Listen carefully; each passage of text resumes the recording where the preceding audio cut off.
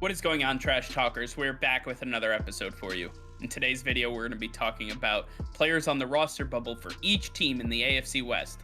All that and much more coming your way right now!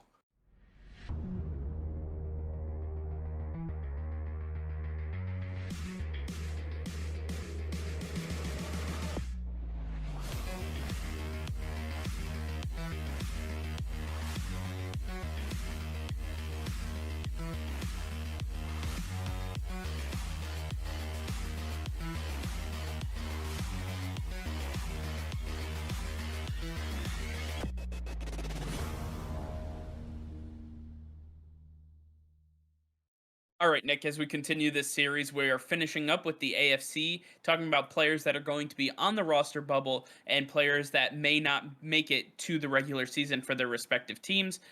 I want to take a look at the AFC West, specifically starting with the Los Angeles Chargers. The Chargers have some very interesting names, starting with running back Joshua Kelly, offensive tackle Tyree St. Louis, and kicker Michael Badgley. Out of these players, which do you think is the biggest name moving forward? There are some big names on here, but Joshua Kelly, he was supposed to be a bright spot for this running back core when he came into the league last year, and he just did not perform. When Austin Eckler was out, he did not step up to the plate. In fact, it was Justin Jackson who decided to step up and be the guy they needed. Joshua Kelly just fell out of place with this team. They even brought on Kalen Ballage, who performed better than him last season. Joshua Kelly has been somebody that has not looked good for the Los Angeles Chargers, and I could definitely see him not making this roster come the end of training camp. Absolutely. Moving on to the Las Vegas Raiders, we have running back Jalen Richard, cornerback Nevin Lawson, and linebacker Darren Lee. Jalen Richard is supposed to be one of those guys that is the offset to Josh Jacobs, but in fact, Kenyon Drake now comes in and looks like he is going to be the offset for Josh Jacobs. And this offense is going to be run through two different running backs, not three. And Jalen Richard is the guy on the outside looking in. He doesn't look like he's going to be one of those guys that they're going to rely upon for this offense. He hasn't shown a willingness to be able to run through the tackles or run through the offensive line. He hasn't shown an ability to do so. And I believe that when you get a guy like Kenyon Drake, who has been a starter in this league, to become a secondary offset back to your primary back, I believe that you have a nice 1-2 punch, which is where the NFL is transitioning to, versus having somebody who can only catch the ball out of the backfield and not really run in between the tackles. For the Kansas City Chiefs, Caitlyn Saunders, the defensive tackle, who should have been a big piece for them last year, fell out of favor, and he ended up being the second string defensive tackle. And now with the addition of Jarran Reed, now he falls even further back on the depth chart, and he's somebody who was supposed to be big. Now he might not even be on the roster. He is someone definitely to look out for. Then we have wide receiver Antonio Callaway. We all know the Chiefs love their speed with Tyreek Hill and Mecole Hardman. Now you add Antonio Callaway, who is a speedster for the Browns.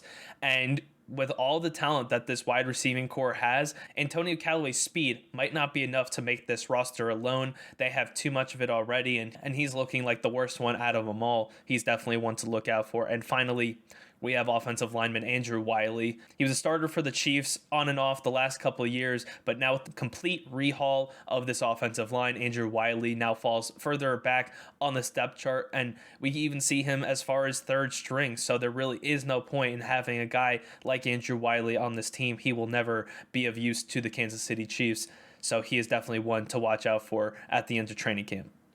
Just what you want to see, the Chiefs getting stronger. All right, and then finally we have the Denver Broncos, the final team in the AFC West. We have running back Royce Freeman, wide receiver Desean Hamilton, and defensive tackle Shamar Stephen. I want to talk about Deshawn Hamilton first.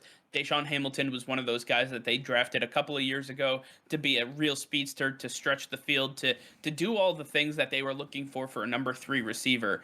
But at the end of the day, they got their 3 receivers when they drafted Jerry Jeudy in the first round last year. Jerry Jeudy, the 1, Cortland Sutton, the 2, and Tim Patrick, the 3, with KJ Hamler as the 4. Deshaun Hamilton looks at those 4 guys ahead of him, and there's not really a whole lot of playing time for him, and he is not a guy that you're going to throw on special teams. He's too tall for punt and kick return, and he's not big enough to go down and make tackles. So I believe that he's going to run out of favor with this Denver Broncos team. And then taking a look at Shamar Stephen was one of those big defensive tackles that they brought in to fill the hole that they have had in the middle of that defensive line. The problem is that he only finished with a half a sack and 34 tackles last year and was upended by players that didn't really have a name.